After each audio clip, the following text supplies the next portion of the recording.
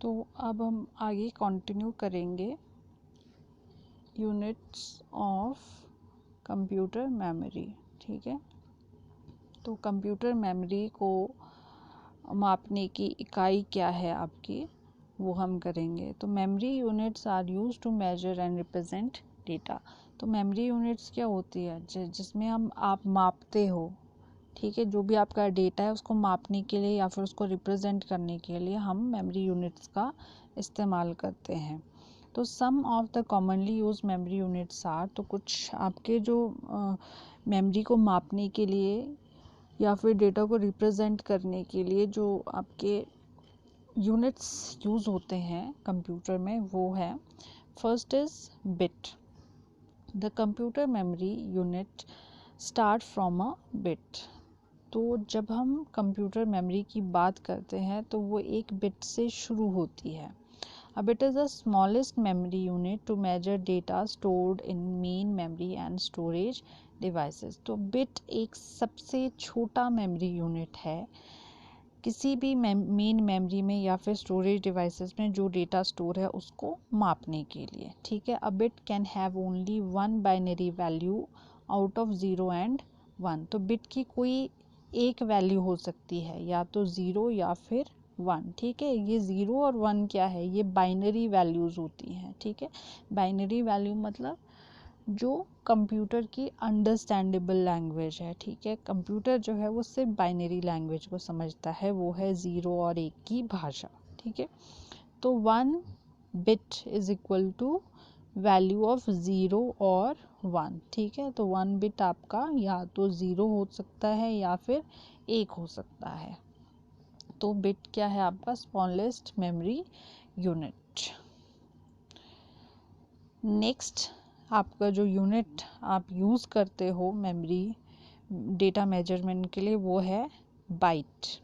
It is a fundamental unit to measure data. तो ये भी डेटा को मेजर करने के लिए आपका फंडामेंटल यूनिट होता है। फंडामेंटल मतलब जो बेसिक यूनिट जिसका इस्तेमाल आप डेटा को मेजर करने के लिए या रिप्रेजेंट करने के लिए करते हो। It consist 8 bits. ठीक है, 8 bits or is equal to 1 byte. Thus a byte can represent 2 into 8 or 256 values। तो यहाँ पे क्या है, जो आपका एक बाइट है उसमें कितने बिट्स होते हैं आपके 8 बिट्स। ठीक है, मतलब कि 8 बिट्स से मिलकर आपका एक बाइट बना होता है। ठीक है, या फिर अगर आपने इसको रिप्रेजेंट करना है डेसिमल्स में। ठीक है, डेसिमल नंबर में आपने इसको रिप्रेजेंट करना है, तो आप इसको रिप्रेजेंट करोगे 2 इंटू 8, तो इसकी वैल्यू आ जाती है आपकी 256। ठीक है, तो आगे आपको ये दिया है कि बिट्स या जितने भी आपके मेमोरी की यूनिट्स है वो अगर उनको हमने मापना है, ठीक है, उनको हमने डेसिमल वैल्यूज़ में रिप्रेजेंट करना है, तो वो कितने के बराबर आपके होते हैं।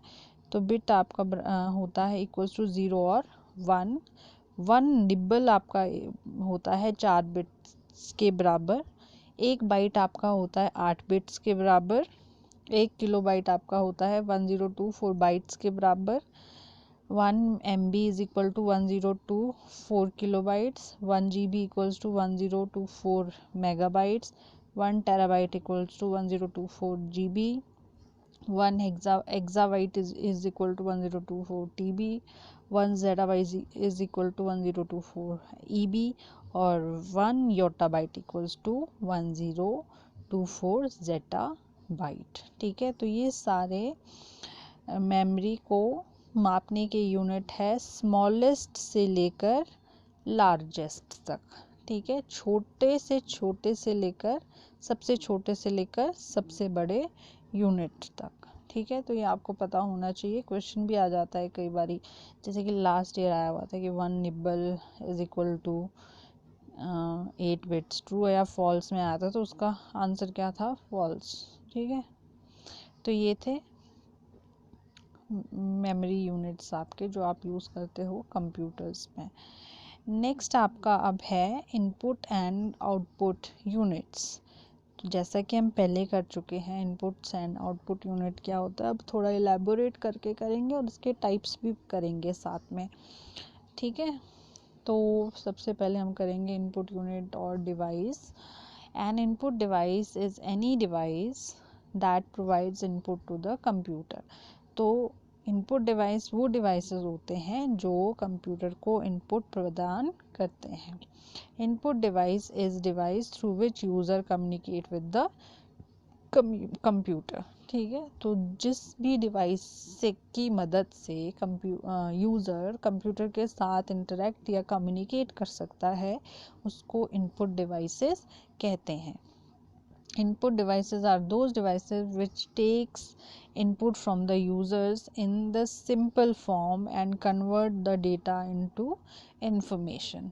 तो एक तरीके से हम एक और तरीके से अगर हम इसको डिफ़ाइन करना चाहें तो इनपुट डिवाइसेस वो डिवाइसेस होते हैं जो यूज़र से डेटा को एक सिंपल फॉर्म में लेते हैं और उसको वो फिर इंफॉर्मेशन में कन्वर्ट कर देते हैं, ठीक है।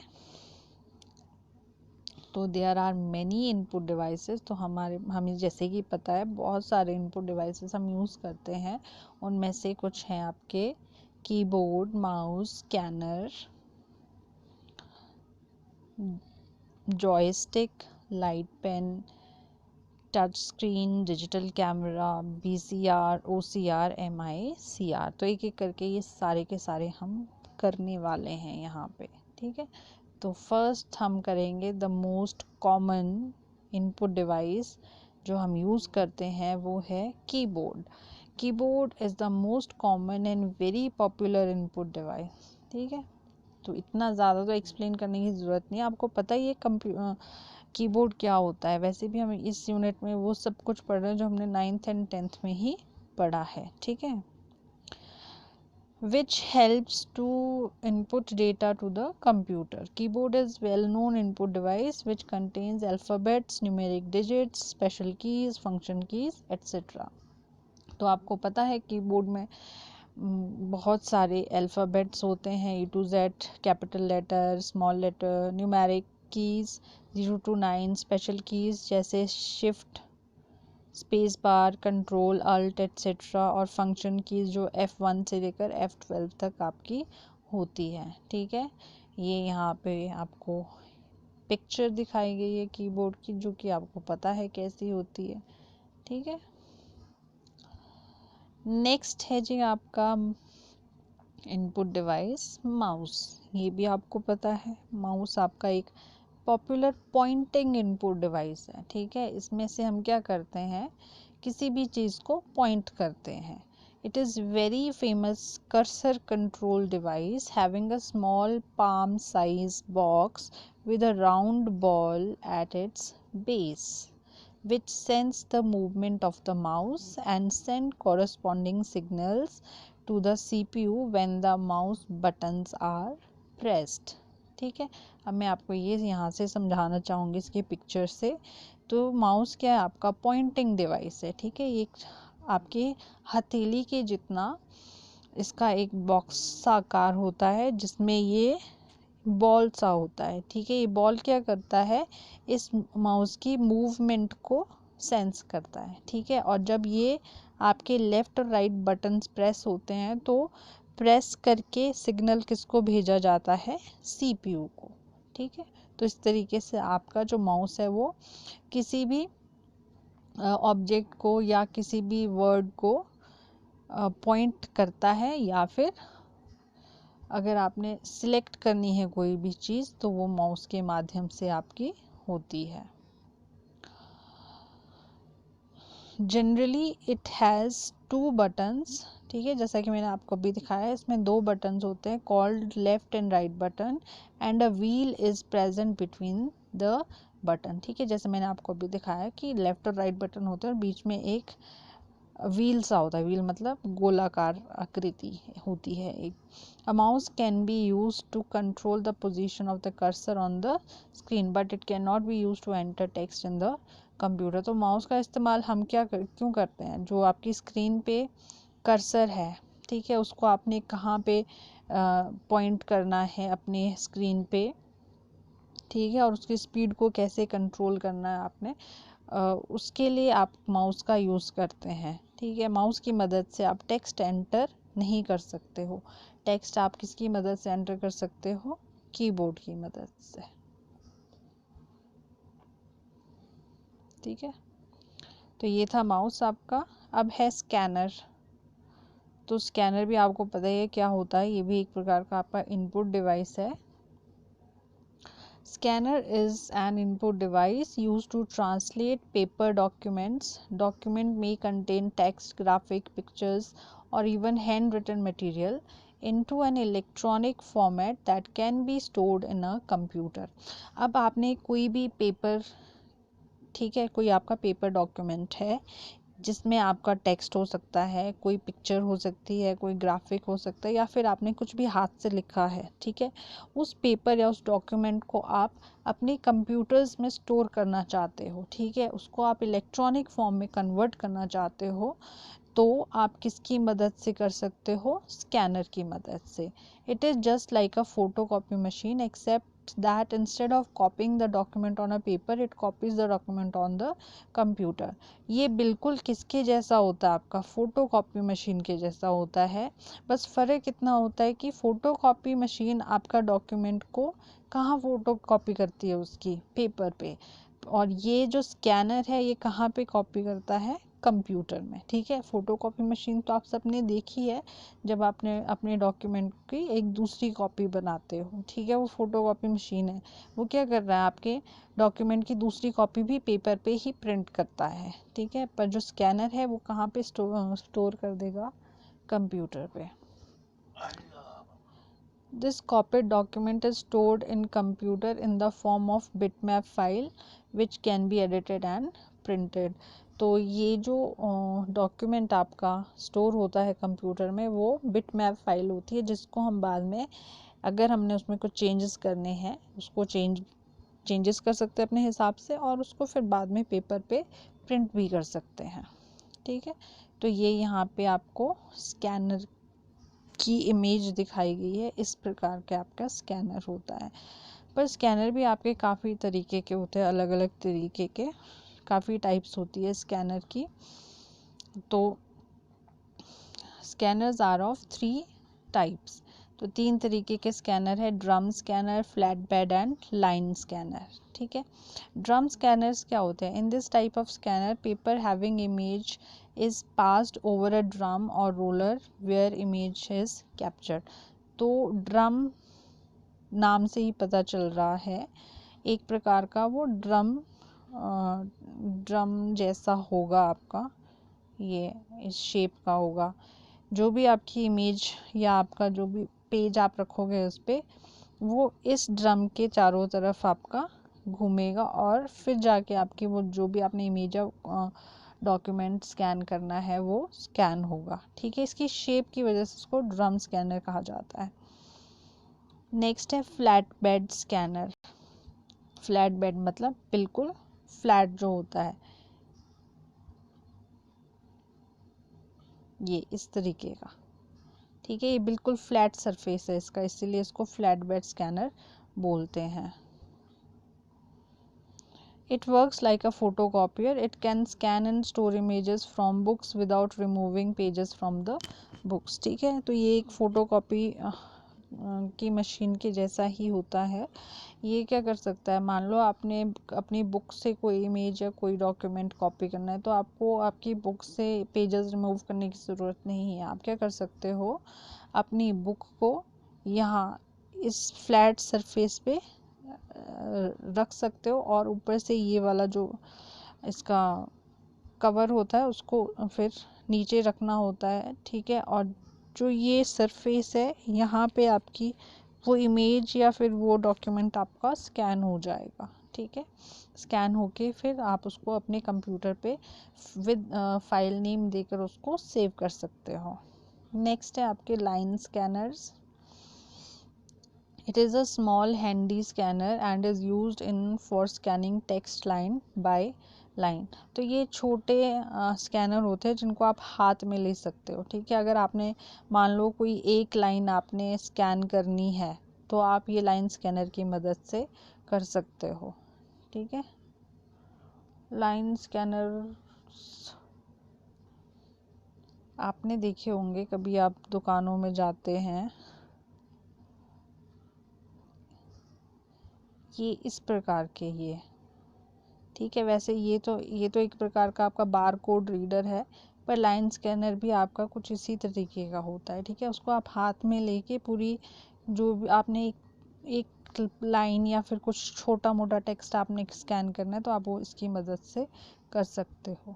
ठीक है, इस प्रकार के स्कैनर्स होते हैं। तो ये थे टाइप्स ऑफ स्कैनर, आपके 3 टाइप्स ऑफ स्कैनर थे, ड्रम स्कैनर, फ्लैट बेड और लाइन स्कैनर। ठीक है,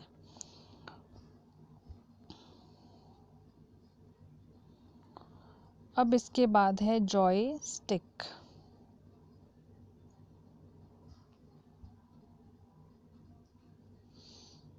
A joystick is an input device consisting of a stick that pivots on a base and reports its angle or direction to the device it is controlling। ठीक है, तो मैं इसकी पहले आपको इमेज बता देती हूँ कि कैसी होती है इसकी इमेज। ये इस प्रकार का ये आपका डिवाइस है, इसको जॉयस्टिक बोलते हैं। ठीक है, ये इसका बेस है, नीचे ये एक पूरी स्टिक सी है। ठीक है, ये स्टिक क्या करती है, घूमती है, चाहे आपने इसको किसी भी डायरेक्शन में घुमाना है। ठीक है, अब जिस डिवाइस को आप कंट्रोल कर रहे हो ये उसी डायरेक्शन में, आपकी जिस डायरेक्शन में आपने डिवाइस को कंट्रोल करना है उस डायरेक्शन में आपने इस स्टिक को घुमाना होता है। ठीक है, आपने ये देखी होगी जैसे वीडियो गेम्स खेलते हैं, अगर ऐसे मोबाइल वाली वीडियो गेम्स नहीं, जैसे प्ले स्टेशन होते हैं वहाँ पे बड़ी बड़ी आपकी स्क्रीन्स लगी होती है, अगर वहाँ पे आपने मोबाइल वीडियो गेम्स खेलनी होती है तो आप वो जॉयस्टिक की मदद से उसको कंट्रोल करते हो। फिर वहाँ पे आगे मैं इसको एक्सप्लेन करती हूँ क्या है इसमें। A joystick also known as a control column, इसको आप कंट्रोल कॉलम नाम से भी जान सकते हैं। Joysticks are often used to control video games and usually have one or more push button whose state can also be read by the computer। ठीक है, पुश बटन ये यहाँ पे जैसे लगा होगा इसमें। तो ये जो जॉयस्टिक्स है इनका इस्तेमाल हम वीडियो गेम्स को कंट्रोल करने के लिए करते हैं, और इसमें एक या एक से ज़्यादा पुश बटन लगा होता है जो जिसकी स्टेट किसके द्वारा रीड की जा सकती है, कंप्यूटर द्वारा। Joystick consist of a base and a stick that can be moved in any direction. तो जैसा मैंने आपको दिखाया इसमें एक बेस होता है और एक स्टिक लगी होती है जिसको हम किसी भी डायरेक्शन में मूव करवा सकते हैं। The stick can be moved slowly and quickly and in different amounts. तो हम इसको धीरे से भी घुमा सकते हैं, तेज़ी से भी घुमा सकते हैं, जैसे भी हमने इसको घुमाना है घुमा सकते हैं स्टिक को। Some joysticks have sticks that can also be rotated in the left और राइट डायरेक्शन। तो कुछ जॉयस्टिक्स में आपकी ऐसी स्टिक्स होती हैं जो घूम भी सकती है। ठीक है, लेफ्ट या फिर राइट डायरेक्शन में। तो एक बार फिर देख लो इसका आप इमेज, ये स्टिक है, ये कंट्रोल बटन्स है और ये बेस है इसका। ठीक है, अब आया जी आपका light pen. A light pen is a light sensitive computer input device, basically a stylus that is used to select text, draw pictures and interact with user interface elements on a computer screen or monitor। तो ये light pen जो है ये light sensitive computer input device है। Light sensitive मतलब जो light को sense करता है। ठीक है, मतलब जहाँ पे लाइट है उसी के अकॉर्डिंग वो काम करेगा। बेसिकली इसको स्टाइलस बोलते हैं, जिसकी मदद से हम कोई भी टेक्स्ट को सिलेक्ट कर सकते हैं, पिक्चर ड्रॉ कर सकते हैं। ठीक है, और कंप्यूटर स्क्रीन या मॉनिटर पे जितने भी एलिमेंट्स आपके प्रेजेंट है, ठीक है, उस यूज़र इंटरफेस में उसके साथ आप इंटरेक्ट कर सकते हो। किसकी मदद से, लाइट पेन की मदद से। The light pen works well with CRT monitor because of the way Such monitors scan the screen, which is 1 pixel at a time, giving the computer a way to keep track of the expected scanning time by the electron beam and infer the pen's position based on the latest timestamp of the scanning. अब ये जो light pens हैं आपके कौन सी screen के साथ में ज़्यादा बेटर वे में काम करते हैं? CRT स्क्रीन, जो कैथोड रे आपकी स्क्रीन्स होती हैं, ठीक है, उनके साथ में ये ज़्यादा बेटर वे में काम करता है, क्योंकि जो आपकी ऐसी मॉनिटर स्क्रीन्स होती हैं उनमें जो ये लाइट पेन है वो 1 पिक्सल को स्कैन करने के लिए कितना समय लेता है वो कंप्यूटर्स उसका ट्रैक रखते हैं, ठीक है। जो भी इलेक्ट्रॉनिक बीम वहाँ पे पड़ रही है और पेन की पोजीशन कहाँ पे है और कितने टाइम के बाद वो स्कैनिंग आपकी फिर से शुरू होनी है, उस सब का ट्रैक रख सकते हैं आप CRT स्क्रीन में।